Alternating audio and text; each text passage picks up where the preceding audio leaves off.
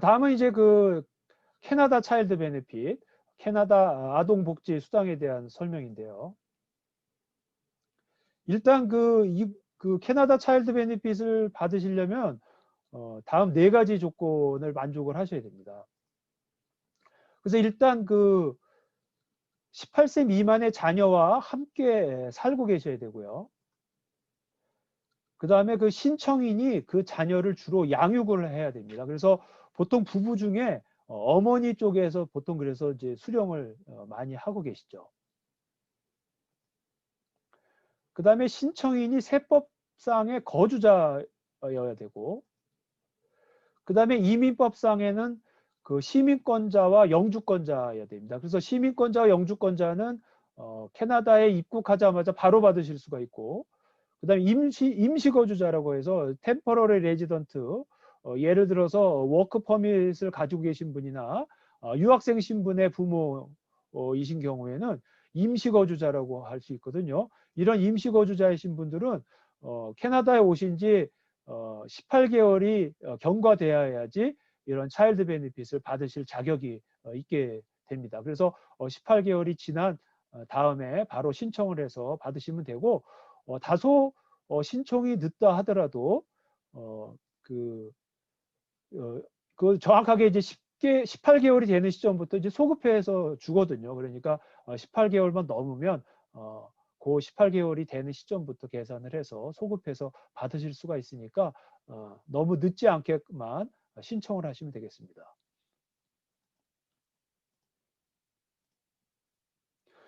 이러한 그 캐나다 그 차일드 베네핏은 그 온라인으로 신청을 하셔도 되고, 그 다음에 어떤 서식을 작성해서 우편으로 신청하시면 받으실 수가 있습니다. 그래서 온라인 신청은 그 마이 어카운트 계정이 있으면 이 마이 어카운트로 그 로그인 접속을 하셔가지고 가보시면 그 베네핏 앤 크레딧이라는 항목이 있어요. 그래서 베네핏 앤 크레딧 항목에 가면은 또 그 apply for child benefit이라는 또 그 버튼이 있거든요. 그래서 그 버튼을 눌러가지고 거기서 요청하는 대로 이제 진행을 해 가면은 이제 접속이 돼서 이제 접수가 되는 거거든요. 그렇게 되면 이제 해당 요건이 다 만족을 하게 되면 이제 차일드 베네핏을 받으실 수가 있고, 그다음에 우편으로 신청하실 분은 그 RC66이라는 서식을 작성해서 보내시면 됩니다. 그래서 제가 오늘 그 강의를 안내하면서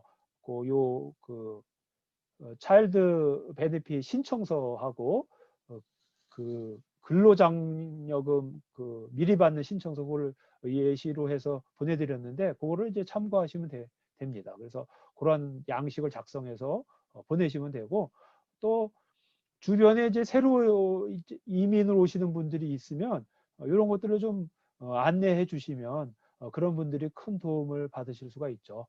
그런 분들도 잘 모르니까 뭐 이제 비싼 수수료를 내고 뭐 이제 신청을 해야 되는데 조금만 알면 이제 본인이 직접 할 수 있죠. 예, 그래서 그런 것들을 주변에서 좀 잘 알려주시면 새로 이민 오신 분들은 이제 큰 도움이 되겠죠.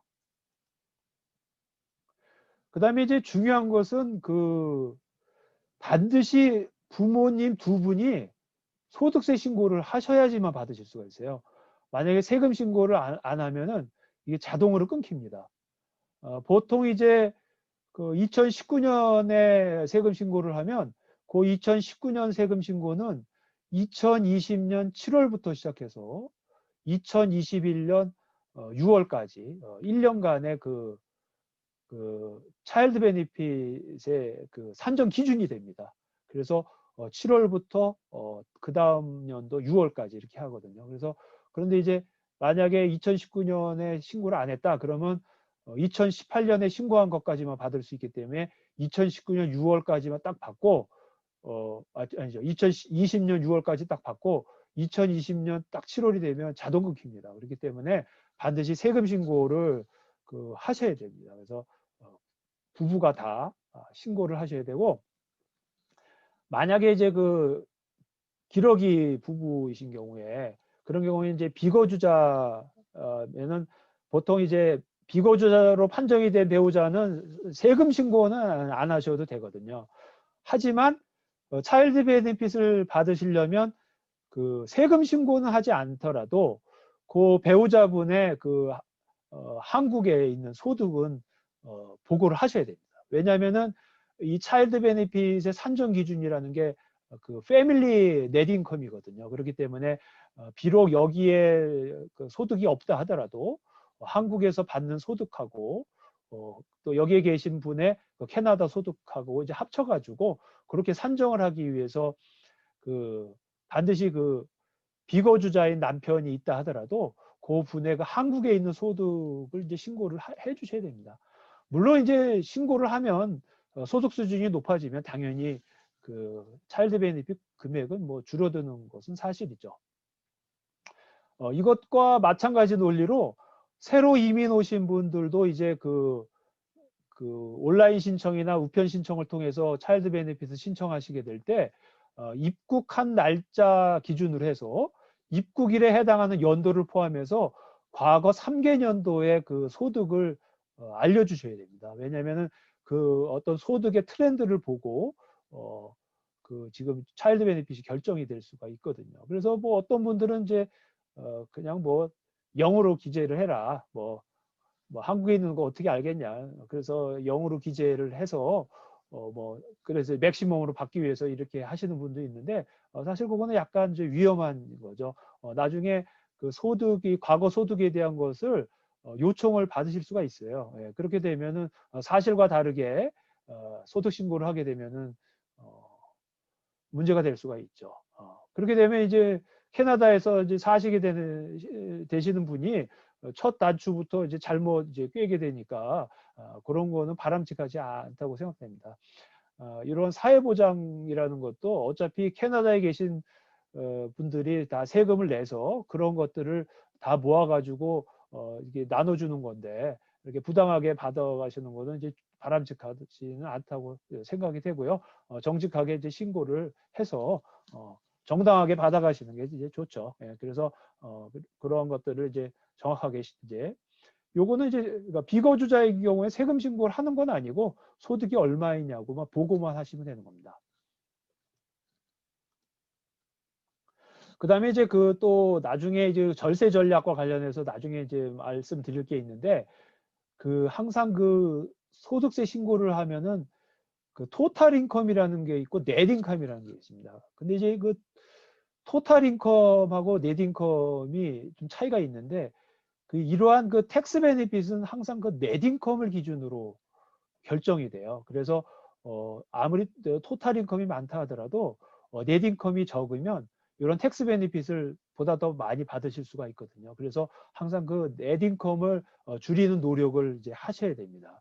그러면은 세금도 적게 내지만 이런 텍스 베네핏을 더 많이 받을 수가 있기 때문에 그 넷 인컴에 대해서 항상 관심을 가지실 필요가 있어요. 넷 인컴은 이제 여기 236번이라고 했는데 작년부터 이 번호 체계가 바뀌어서 정확히는 23,600번입니다. 그래서 라인 23,600번이 넷 인컴을 잘 관리를 하시는 게 그 절세 측면에서 이제 중요하고요. 그다음에 이런 캐나다 차일드 베네핏은 6세 미만의 자녀는 6,765불, 그다음에 6세부터 18세까지는 57,800불을 받고 있습니다. 그리고 이것이 이제 그 가구당 소득으로 볼 때, 패밀리 넷 인컴으로 볼 때 31,711불까지는 최대로 받고 이제 31,711불이 초과되는 순간부터는 이제 그 베네핏이 줄어들죠. 예. 그래서 이것도 사실은 이제 저소득층을 위한 이제 지원책이라고도 볼 수 있습니다. 그래서 소득이 낮고 자녀의 수가 많으면 이 차일드 베네핏이 증가가 되는 것입니다. 그리고 이제 이 신청을 하다 보면은 이제 워크퍼밋을 가지신 분들은 보통 이제 그 워크퍼밋 또는 이제 스터디 퍼밋을 가지신 분들은 그 스터디 퍼밋의 그 만료 기간이 있을 거예요.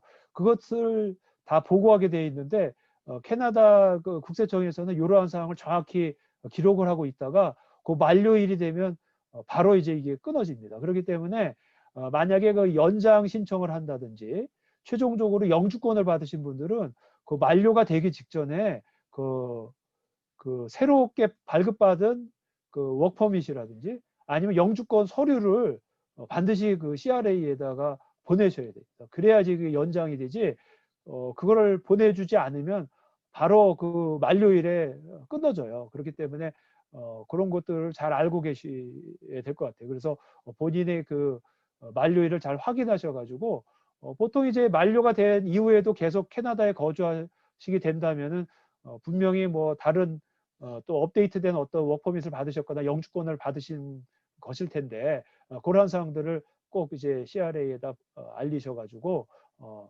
불이익을 받는 게 없도록 하시는 게 중요합니다.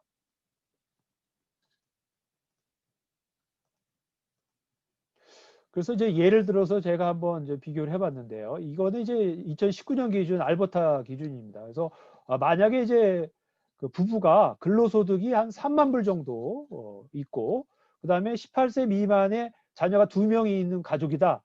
그러면은 이제 본인이 번 거 말고도 17,000불, 1년에 17,000불 정도를 더 캐나다 정부로부터 받을 수가 있습니다. 그 내역을 보면은 이제 아까 말씀드린 이제 GST 크레딧, 그래서 1년 기준으로 한 900불 정도 받으시고요. 그다음에 이제 그 캐나다 차일드 베니핏, 계속 말씀드린 건데 거기에 이제 두 자녀 기준으로 해서 13,500불을 1년에 받으실 수 있고, 또 알버타에 계신 분들은 또 그 분기 단위로 받는 게 또 있어요. 그게 한 뭐 또 한 2,600불 정도 됩니다. 요거는 이제 각 주별로 다 규정은 다르지만 다 뭐 또 따로 이제 그 베네핏을 주고 있습니다. 그 차일드 베네핏은.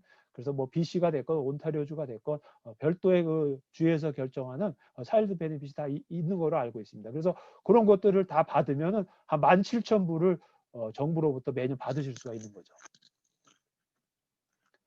그런데 만약에 그 소득이 없는 소득이 없는 게 아니라 소득이 2배인 그 부부가 있고 자녀가 없는 그런 가족이 있다고 쳐봅시다. 근데 그런 분들이 만약 급여 소득이 6만 불이다. 2배죠. 지금 3만 불의 2배인 그런 6만 불을 벌고 있는 부부가 자녀가 없는 경우에는 어떻게 되느냐 보면 자녀가 없으니까 차일드 베네핏은 못 받을 텐데, 하지만 6만 불이 되면은 이제 소득 구간이 높아지니까 이제 세금을 내실 거 아니에요. 그러면은 뭐 한 10,000불 가까이는 뭐 세금을 낸다가 보면 가처분 소득이 한 5만 불 정도로 떨어지겠죠. 근데 그 이러한 분들보다 절반의 소득을 가지신 분은 오히려 17,000불을 더 벌게 돼서 47,000불에서 거의 5만 불 가까이 됩니다. 그러다 보면 결국 소득이 2배인 분하고 비교해 보면 거의 엇비슷해져요. 그러니까 캐나다에서는 자녀가 많을수록 더 유리하신 거죠. 예, 그것들을 단적으로 요 사례를 보면은 비교해 보실 수가 있습니다.